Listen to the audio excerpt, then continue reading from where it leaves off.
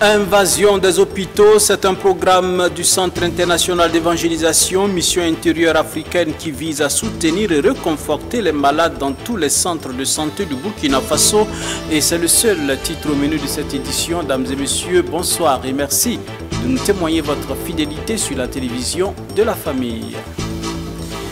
Sans transition, nous le disions tantôt, les entités opérationnelles, en l'occurrence les mouvements, départements et groupes spécifiques du Centre international d'évangélisation Mission intérieure africaine ont initié un programme spécial invasion dans les hôpitaux le samedi 11 octobre dernier.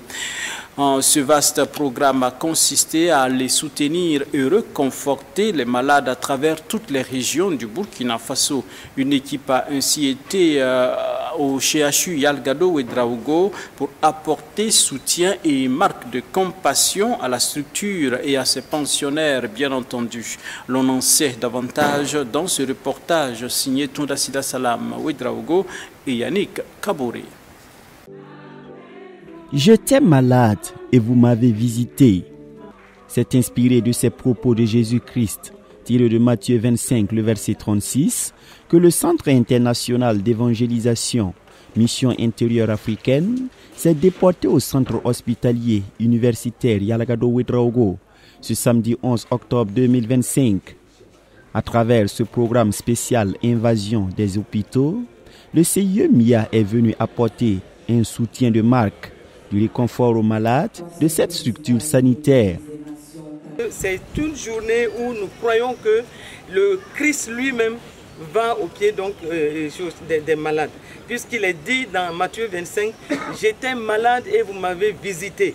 Et donc le Seigneur Jésus lui-même a dit qu'au plus petit de mes frères à qui vous avez fait cela, c'est à moi que vous avez fait cela. Et donc c'est en obéissance à cette parole que cette journée est dédiée, cette journée est organisée, et non pas pour juste une formation sanitaire, mais sur toute l'étendue du territoire burkinabé. Et donc nous avons lancé cette opération pour faire tache d'huile, pour apporter vraiment ensemble, au même moment, dans la même journée, nous envahissons les hôpitaux, les formations sanitaires, pour prier pour les malades et leur apporter ce que nous avons. Ce vaste programme est en outre déployé dans toutes les 17 régions du Burkina Faso, avec une cinquantaine de formations sanitaires touchées. L'objectif étant de témoigner l'amour de Dieu dans ces milieux. Chaque année, nous avons des actions de compassion dynamique au niveau des hôpitaux et maternités. Et d'ailleurs, régulièrement, nous sommes au chevet des malades. Mais cette journée est très particulière parce que c'est une journée où nous envahissons toutes les formations sanitaires du pays avec des délégations qui sont au chevet des malades pour apporter secours, pour apporter des paroles de réconfort, des temps de prière, mais aussi donner ce que nous avons comme des enveloppes financières aux malades pour faire face à des ordonnances. Mais nous apportons des kits, du matériel médical à certaines des structures qui sont dans le besoin. Et donc il y a des lots de matelas, des lots de matériel et donnés à certains services pour faire face aux soins. Les autorités sanitaires qui ont réceptionné notamment les dons en faveur du CHU ont félicité et encouragé l'initiative qui va à coup sûr apporter une bouffée d'oxygène non seulement aux malades mais également aux structures sanitaires. Nous voulons dire merci. Merci, merci et merci. Mais le mot merci même, on voulait avoir un autre mot plus fort pour le dire. Parce que lorsqu'on voit qu'il y a des gens qui vont auprès de ceux qui sont dans la souffrance pour apporter un peu d'amour avec altruisme, il faut dire merci et reconnaître en tout cas ces gestes d'amour, d'empathie, de compassion envers nos frères qui sont dans la souffrance. Nous disons merci parce que vous voyez un lot de matériel. Et j'écoutais, il a été dit, nous allons envahir les structures sanitaires. Donc c'est toutes les structures sanitaires du pays qui sont envahies pour donner un peu de joie à ceux qui sont dans la douleur.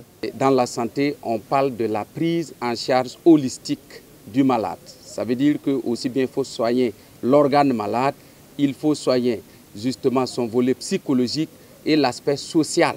Donc ce que vous posez comme geste ce matin va justement contribuer à la prise en charge du malade, va combler justement ce volet vraiment social dont le malade a besoin pour recouvrer vraiment sa santé. Donc du matériel encore médical, vraiment ça va apporter une bouffée en tout cas d'oxygène aux structures hospitalières que vous connaissez très bien pour le cas de l'hôpital Yalgado. Donc certains de nos matelas sont souvent vétustes. Ça va nous permettre justement de remplacer ces matelas étant donné que le taux d'occupation des lits est très... C'est juste encore dire merci aux organisateurs, merci au pasteur principal du CE MIA, donc qui ont toujours pensé à nos structures et particulièrement, je parle pour le compte du CHU Yalgado, on en reçoit à chaque fois et notre prière est que Dieu étende vos limites.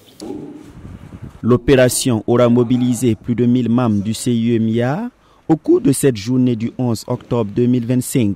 Elle corrobore la propension du centre à manifester une compassion dynamique envers les couches vulnérables et ce, depuis sa fondation.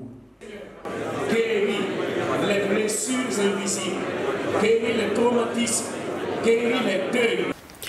L'école biblique de Koubri-Narbagré a tenu sa rentrée académique 2025-2026. C'était lundi dernier.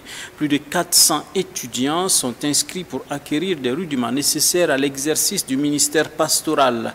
Une équipe de CVK a fait le constat du début des cours. Tundasida Salam, Ouidraogo et Gédéon Tapsaba. C'est la rentrée des classes ici, à l'école biblique de Koubri. Ce lundi 13 octobre 2025, les pensionnaires de Narbagré repartent à la conquête de connaissances pour servir efficacement le Seigneur. Cette année, ils sont plus de 400 étudiants répartis dans les différentes classes et sections. Cette année, toutes les classes confondues, nous avons autour de 424 étudiants répartis dans les 6 classes là. Alors ils sont là pour une formation qui va durer 3 ans. Bon, mais pour certaines personnes c'est 2 ans parce qu'ils ont déjà fait OLIAB. Ils sont là, donc ceux qui ont fait OLIAB passent directement en 2e année. Ce matin c'est déjà la rentrée comme vous le voyez. Et au cours de la semaine nous avons eu un temps de prière pour demander à Dieu de nous accompagner tout au long de cette année. Et nous croyons fermement que le Seigneur le fera comme il a toujours fait. Si pour les uns, c'est une année qui va marquer la fin d'un parcours, pour les autres, l'aventure ne fait que commencer. Entre appréhension, crainte et désir d'acquérir de nouvelles connaissances, l'année débute avec son lot d'émotions. C'est vrai qu'on compte sur le Saint-Esprit pour terminer l'année en beauté et surtout pouvoir embrasser la nouvelle carrière qui est de servir le Seigneur. Mais néanmoins, avant d'atteindre avril, il y a toujours des appréhensions parce que bon, nous ne savons pas ce qui est devant. C'est Dieu seul qui sait. On ne peut pas être sûr à 100%, mais néanmoins, bon, comme je l'ai dit tantôt, par la puissance du Saint-Esprit, nous pensons que tout va bien se passer et que les craintes de départ seront aplanies d'ici la fin de l'année. Nous avons tous répondu à l'appel de Dieu pour venir ici et nous avons envie de nous imprégner davantage des choses de Dieu afin de bien faire l'œuvre. Comme c'est le début, on ne peut pas dire qu'il n'y a pas de peur, mais comme il s'agit de Dieu, nous croyons à la victoire. Voilà. Les cours débutent donc avec des enseignants déjà à pied d'œuvre pour transmettre les rudiments. Donnons d'abord l'introduction et aussi la cure d'âme et le ministère pastoral et aussi les objectifs même de la cure d'âme et ainsi de suite. Il y a les qualifications aussi spirituelles et psychologiques, pasteur. Et durant ce trimestre, nous allons essayer de parcourir ces modules pour les donner en tout cas les outils nécessaires afin de pouvoir mener leur ministère pastoral. Parce que tout le problème réside dans le ministère pastoral, parce que nous rencontrons des difficultés. Mais si toutefois ils sont préparés pour ces ministères, ils auront les outils nécessaires pour pouvoir prendre en charge les gens qui souffrent de différents maux. Nous enseignons les épouses des étudiants à partir de la 3e, de la 2e et de la 1re année. Moi, je tiens la classe de la 3e année et j'ai aussi mes sœurs qui m'accompagnent dans le ministère. Il y a une qui enseigne la 2e année et l'autre la 1re année. Et nous avons aussi une 4e classe dont nous enseignons les épouses qui viennent et qui ne connaissent pas lire la Bible. On les enseigne à connaître lire la Bible. Mais notre enseignement est basé en morée. Donc tout ce que nous faisons au niveau des épouses des étudiants, c'est en morée. Dans cette école biblique, la formation est holistique, à même d'aguerrir les futurs pasteurs pour affronter les futurs défis. Au cours de leur passage ici, on étudie la Bible. Alors, donc, en dehors de la Bible, il y a d'autres cours aussi qu'on leur donne, tels que la psychologie, la mission et même les langues. On a des modules pour les aider à accroître leur connaissance au niveau des langues et même élever leur niveau de connaissance. Ce sont des cours généraux, des cours théologiques et d'autres cours aléatoires tels que le jardinage, l'élevage, soit en porcherie ou bien au niveau des poules. Nous avons aussi ici une pisciculture où nous les aidons à apprendre comment en tout cas gérer, élever des poissons pour pouvoir subvenir à leurs besoins lorsqu'ils seront sur le terrain. Nous essayons de leur donner tous les outils nécessaires pour être un pasteur accompli, capable de résider partout où il devrait aller et sans problème. C'est ainsi parti pour plusieurs mois de découverte, de consécration et de consolidation.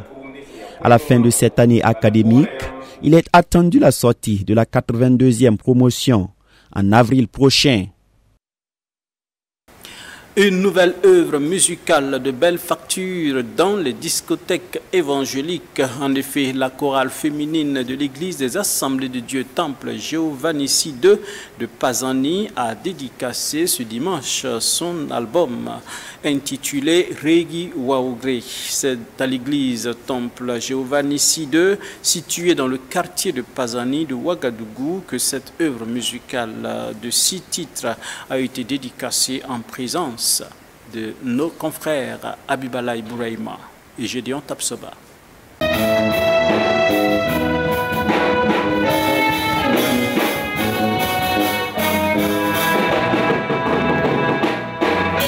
C'est le nouvel et tout premier album de la chorale féminine de l'église des Assemblées de Dieu Temple Giovannissi II de Pasani.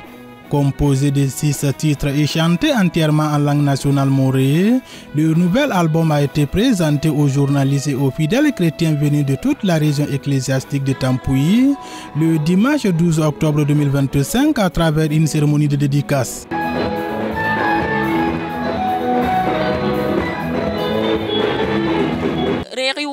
C'est reçoit notre louange. On a commencé la production depuis l'année passée, mais par la grâce de Dieu, c'est cette année que Dieu nous a donné la force de pouvoir faire sortir. Ce que nous pouvons demander aux chrétiens, c'est de faire l'œuvre de Dieu, puisque c'est ce que nous allons récolter dans l'avenir. Sur cette terre, nous allons tous travailler pour aller récolter après notre mort. Donc, ce que nous pouvons dire, que chacun serre sa ceinture pour faire l'œuvre de Dieu. Le pasteur principal du temple, Giovanni Sido de Pajani, s'est réjoui pour cette noble vision portée par la chorale féminine de son assemblée. Une vision selon lui qui va beaucoup impacter le quartier Pajani. Il invite donc les membres de cette chorale féminine à la persévérance. Vraiment, je voudrais leur demander de s'encourager davantage, de toujours continuer et ne pas s'arrêter là. Parce que on ne commence pas pour s'arrêter, mais c'est pour continuer. Nous voulons que des années à venir, qu'elle puisse encore produire d'autres albums et que le nom de Dieu soit glorifié davantage.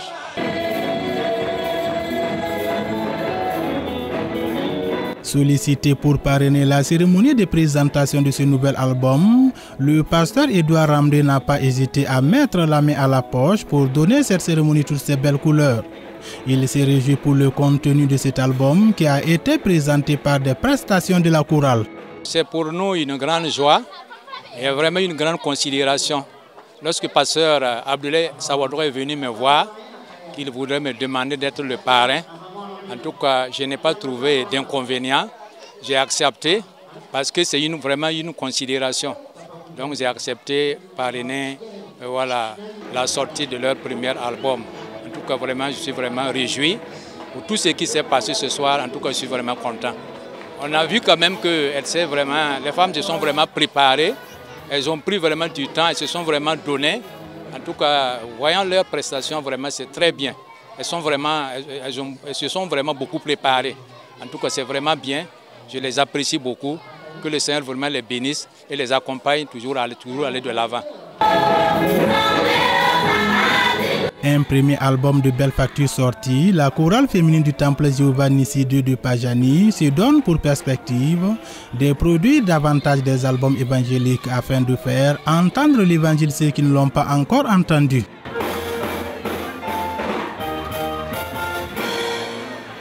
Et c'est sur ces notes musicales que nous mettons un terme à cette édition, dames et messieurs. Merci d'avoir été des nôtres. On prend rendez-vous tout simplement pour demain. La grâce toute suffisante de Christ est notre partage. Bonsoir, dames et messieurs. À demain. Et bonsoir à tous ceux-là qui nous suivent depuis Port-Boué, c'est à Côte d'Ivoire.